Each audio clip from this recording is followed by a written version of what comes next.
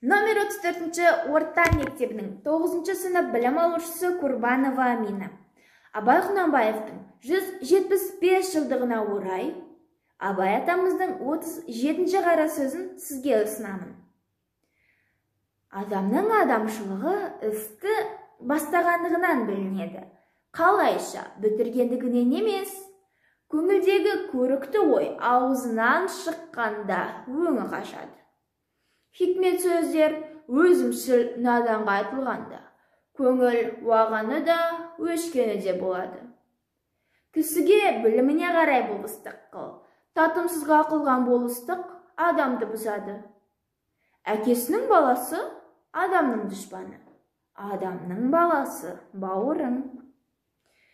Ер артық сұраса да, азға разы болады.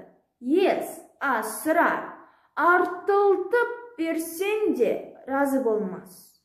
Өзің үшін еңбек қылсаң, өзі үшін оттанған хайуанның бірі боласың. Адамдықтың қарызы үшін еңбек қылсаң, Алланың сүйген құлының бірі боласың.